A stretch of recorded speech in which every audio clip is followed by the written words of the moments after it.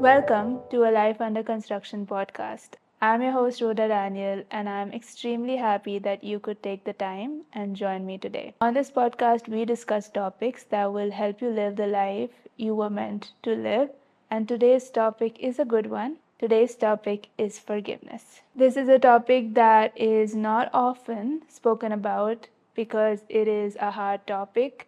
It is hard because there is a lot of emotions involved when it comes to forgiveness, but we're going to take the plunge. We're going to talk about it, and we're going to have an open conversation about what is forgiveness, what are the benefits of forgiveness, and how to forgive. We have all had people hurt us, abandon us, betray us, harm us, sabotage us. We have all had these experiences where people have done things to us that still haunt us to this day, still are a big, massive part of our life. And we cannot seem to forgive those things or those people because what they did was too hurtful, too painful, and just too bad for us to forgive. So I'm not going to tell you today, forgive, because we all know that forgiveness is good and we should be forgiving. But we also know the struggle that we have with forgiveness because we just aren't able to forgive certain people for doing certain things. We still have those grudges in our heart. We still have that bitterness and anger in our heart. And one is we cannot forgive. And secondly, we do not even want to, because why should I forgive?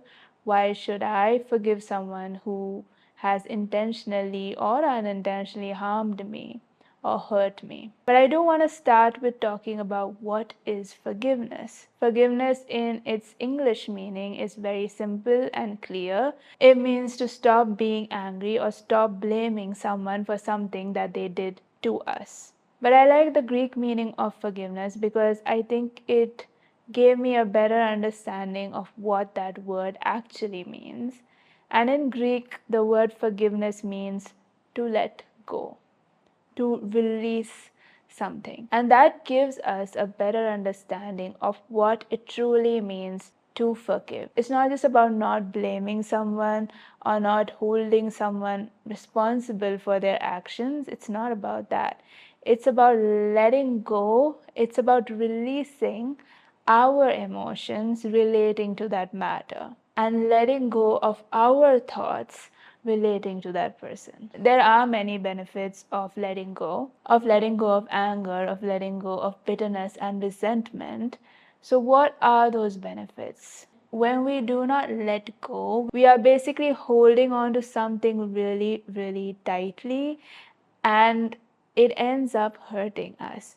I always use this example of playing tug of war. When there are two teams on opposite sides, both pulling the rope with all their strength, there comes a point where one of the teams does have to let go. And when do they start letting go? When they start getting hurt, because they realize that it's not worth it to get hurt for just a game. Life is like that. Life is like a game of tug of war.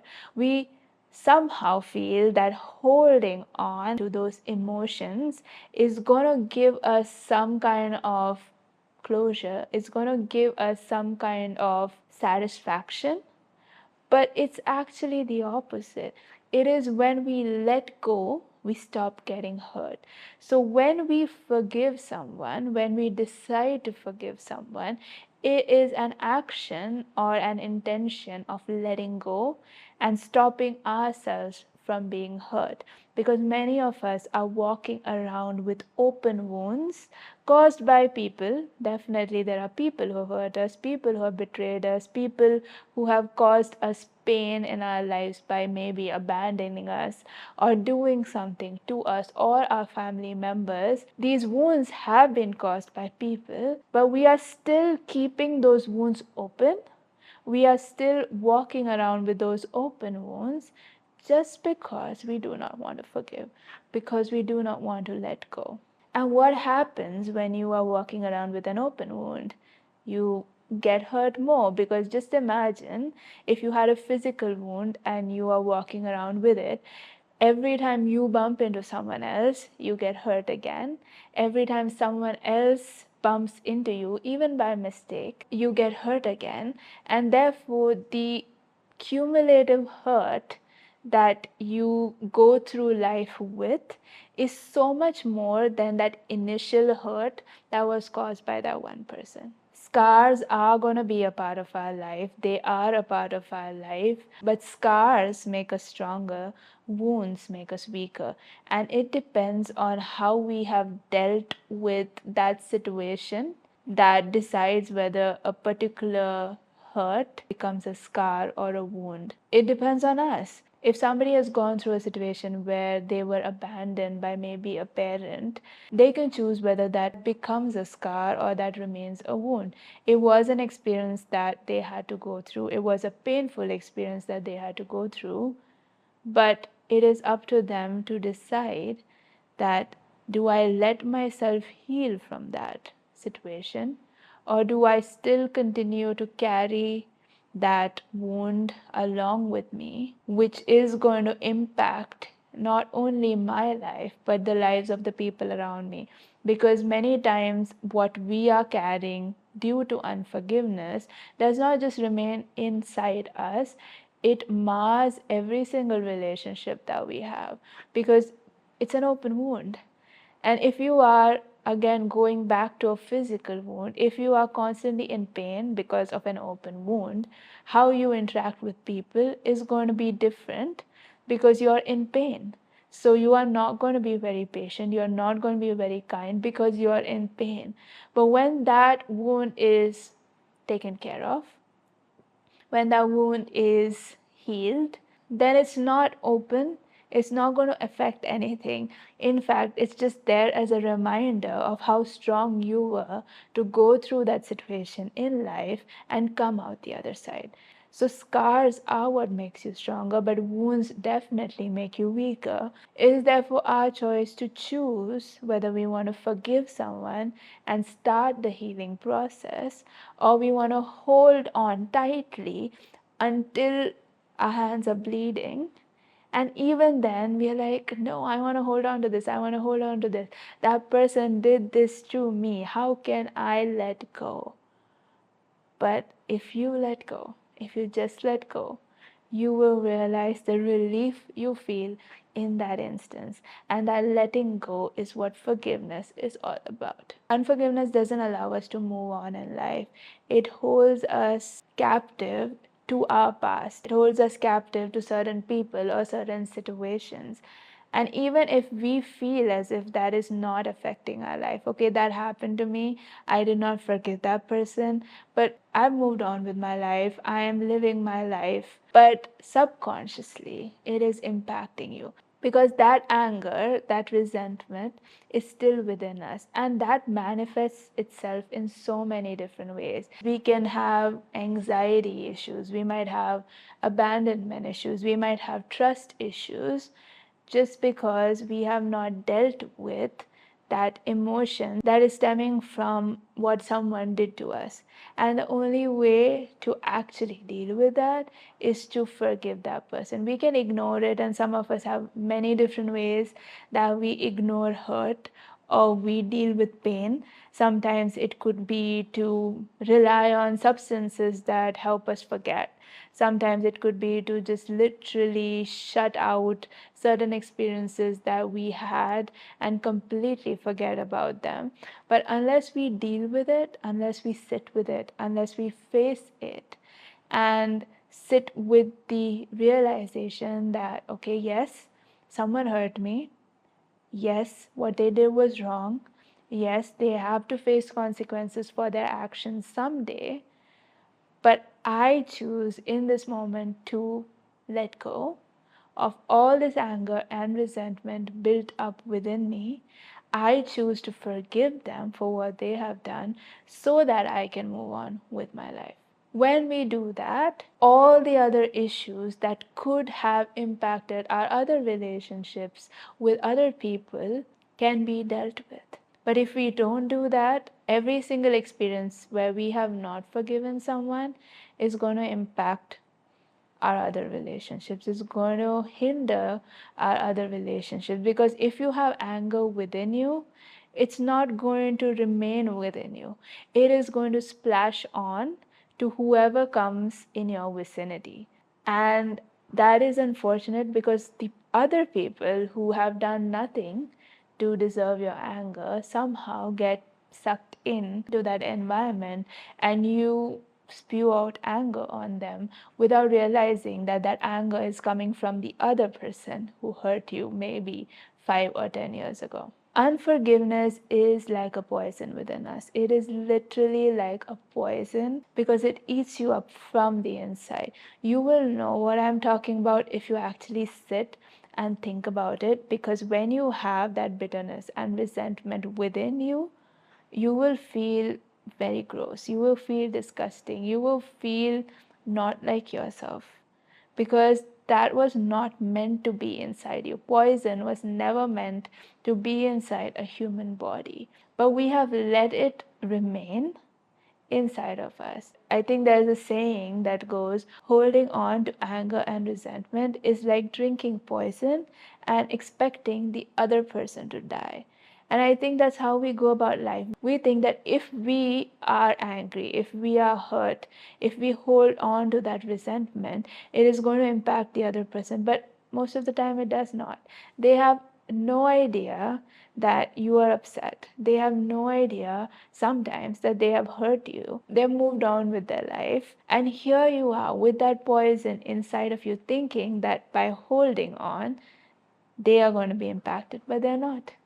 They are happy, they are living their life, and that makes us feel even worse. So, the question we need to ask ourselves is, why then are we still holding on to unforgiveness? Because at the end of the day, it is impacting us more than it is impacting them. It is impacting our lives more than it is impacting them. It is impacting our relationships more than it is impacting them. Because we have not been able to let go, because we have not been able to forgive, we have not been able to move on in our own lives. And I do not want that for any of us. I want all of us to be able to live the lives that we were meant to live, that we were created to live. And if that means that we need to take kind of a bitter pill and forgive someone for what they did to us, I think we need to do that. One of the most powerful stories of forgiveness that impacted my life is the story of the widow of Graham Staines, Gladys Staines. I read the story when I was around 10 years old. Since then, it has been stuck in my mind, and the message of the story, I understood it more clearly as I grew older. So, Graham Staines was an Australian missionary who had come to India. He was working in one of the states of India and serving the leper community. So he was serving people who needed to be served. He had a wife, Gladys Staines, and 3 children, 2 sons and a daughter. The daughter was older, the sons were younger. And one night they had gone somewhere for a meeting, and while returning back in their jeep or their vehicle, they decided to stop in the middle of, I think it was a jungle, if I'm not wrong, and sleep in the vehicle because it was night and it was late. And it was only Graham Staines and their 2 sons. The older one was 10 and the younger one was 6. The wife and the daughter were not with them. And they slept in the vehicle. And while they were asleep, there was a mob of around 50 people who came in, surrounded the vehicle, and set fire to the vehicle. And Graham Staines and his sons woke up in the middle of it and tried to get out, and the mob did not let them get out, and they were literally burnt alive. They died in that vehicle because these 50 people who were angry with these missionaries, who thought they were converting the people of that village, burned them alive. That in itself is a vivid memory to have as a child when you hear this story for the first time. But what really struck me was the response of the widow after her husband died. Her sons, 10-year-old, 6-year-old, died that night. after she lost 3 members of her family, she made this statement to the media. And she said, and I will read it out. The main guy who led this was a guy who was called Dara Singh. And she said this. She said, "I have forgiven Dara. With forgiveness comes healing. If we don't forgive, we become bitter.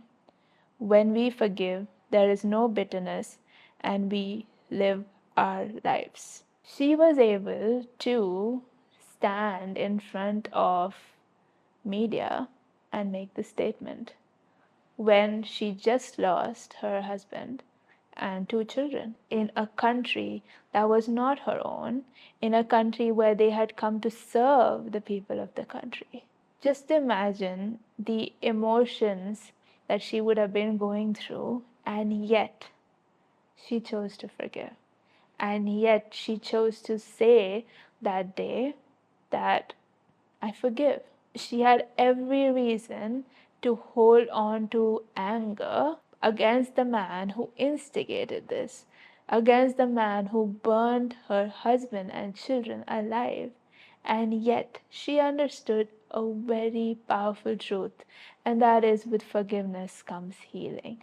And she knew that if she just let it go, if she just forgave him, she would be able to move on with her life. I can imagine if she had not forgiven, she would still be living in bitterness and resentment and anger, because that is a big thing to face. Many of us might not face such drastic situations in our life, and yet she chose to forgive. Over the years, I have understood the power of forgiveness. I don't think I, like everybody else, naturally am prone to forgiveness. We're not.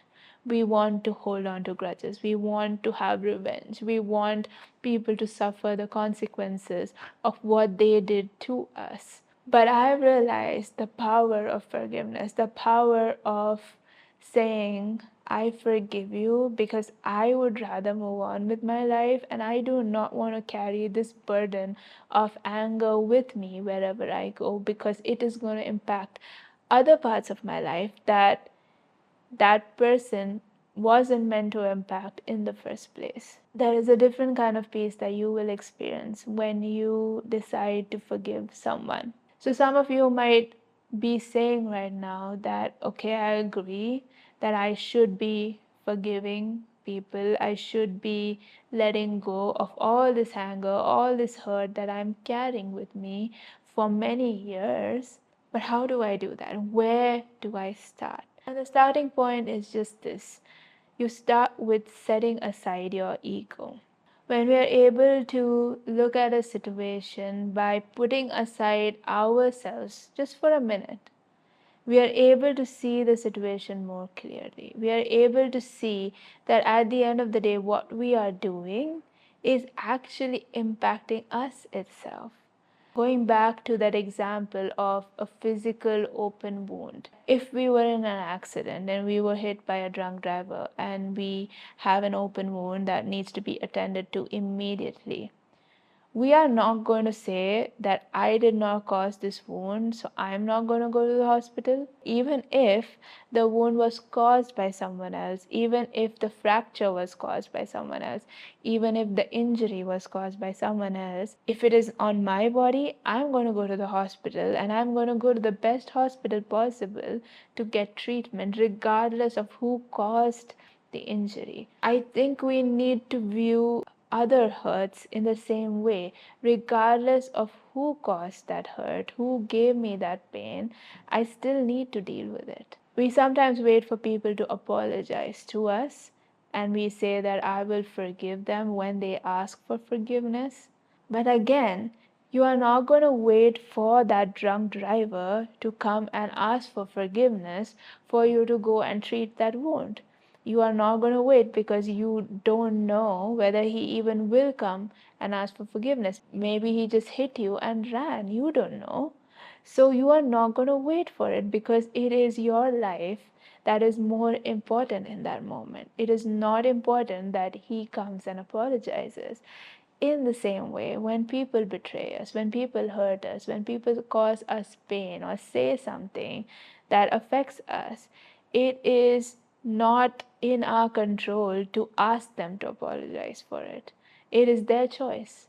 They can choose whether they want to apologize or not. It is in our control to take care of the effect of what they did. If they hurt us, it is in our control to heal that hurt, to heal that pain, to heal those thoughts that have come up because of what they have said. So why wait for somebody to apologize? You are never going to get closure. I think closure is an ideal situation. You don't always get closure. People do things to you, they move on, they've forgotten about what they've done. Sometimes they do not even know what they did until you tell them, and even then they would be like, I didn't realize that. I didn't intend to do that. So I think we shouldn't be waiting for somebody to come and apologize. If they do, great. That's just the cherry on top of the cake. But if they don't, you cannot sit around waiting for them to come and apologize. We also wait for justice to be served. We want people to face the consequences of their actions. Now, again, with this, we have limited control over justice. If it is something that we can go and file a complaint in a police station, we will obviously go and do that. But if you see even our country's justice system, the time it takes for justice to be served and the issues there are with that happening. There are people who are not meant to be in jail who are in jail. Those who are meant to be in jail are walking free. So even a justice system designed to bring perpetrators to justice fails. So I don't have control over making people face the consequences of their actions. Now, when I understand that, when I accept that, I'm not going to wait for them to face consequences to their actions. I am going to make sure that I still forgive them. I believe that at the end of the day, God is in control and God will make sure that people who do wrong face consequences to their actions. So that is not a burden that I want to carry because I'm not God and I cannot do it. The only thing that I can do is take back my life and ensure that that person who did harm me, who did hurt me, who did betray me, does not have control of my life anymore. We also need to understand sometimes that hurt people hurt people. People who hurt us often do it out of some area of brokenness in their own lives. They are going through something.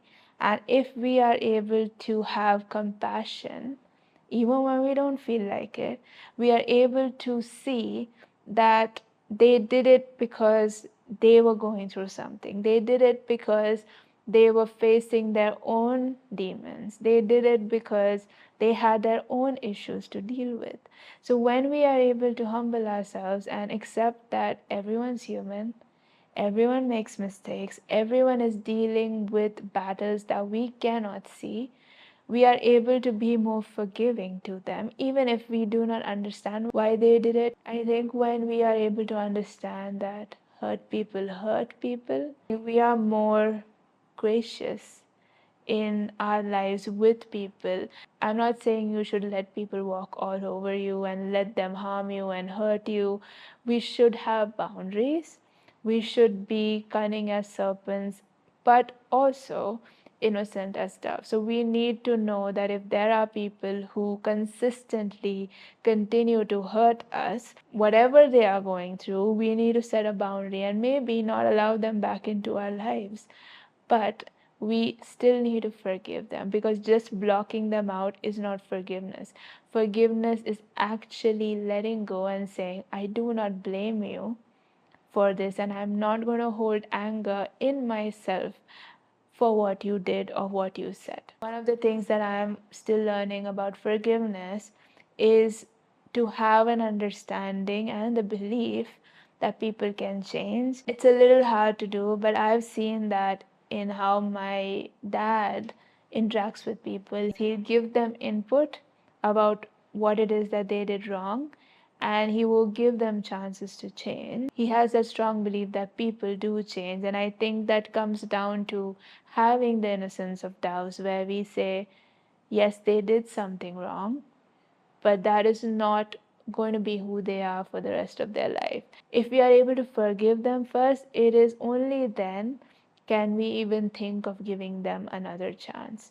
So be wise like a serpent. Don't give chances to people who've blown it multiple times, but do give chances to people who seem genuine, who genuinely made a mistake, who genuinely did not want to hurt you, who genuinely did not realize that they were hurting you. For those people, you can give them a chance because people can change. And defining them just on one mistake that they made once upon a time is not fair.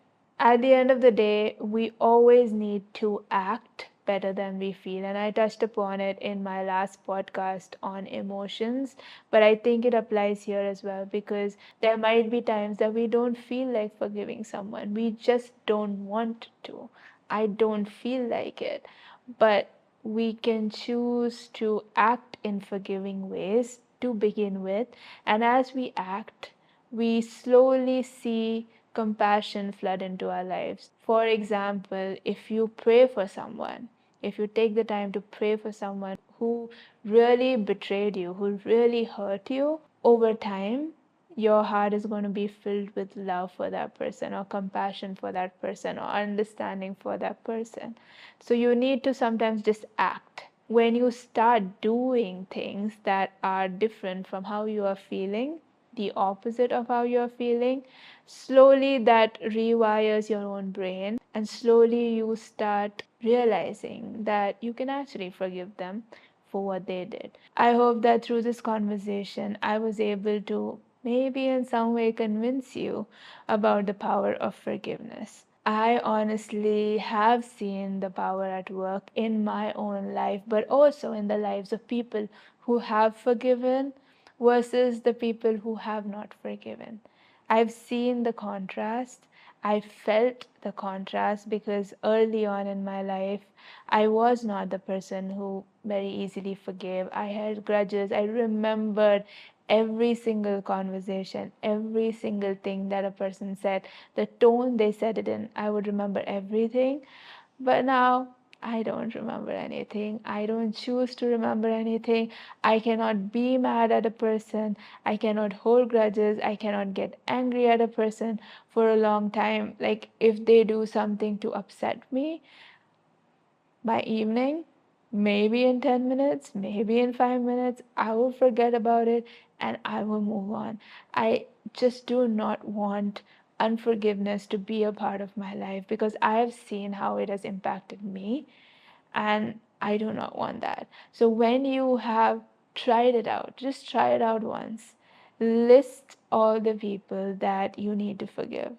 I don't know if it's going to be a short list or a long list, but just list it out. People who have hurt you, people against whom you still have anger and resentment and bitterness. Write it down. And then one by one, start forgiving each and every one of them. And my heart's prayer is that you would forgive every single person who has ever hurt you, ever betrayed you, ever abandoned you, ever harmed you, because you deserve to live a life that is free, not a life that is chained to those situations that you had to go through. Yes, they were difficult situations. Yes, they were hard situations, but don't leave that wound open. Let those wounds become scars, and the scars will show that yes, you went through hard times, you went through something really, really difficult that no one else should go through, but you came out the other side and you are still intact. We just have one life, and I do not want you to spend that life burdened by anger, burdened by resentment, burdened by bitterness. I do not want you to spend that life being poisoned by your own self. If you're still listening to this podcast at this point of time, and if you have thoughts or questions about this topic of forgiveness, please write to us at alifeunderconstruction.com or DM me on Instagram at alifeunderconstruction. I will be happy to carry on this conversation because I have a lot to say on this topic because I feel very passionately about it. I hope you have a great week. I hope you have a good time with family and friends, and I will see you again next week with another topic to help you live the life you were meant to live.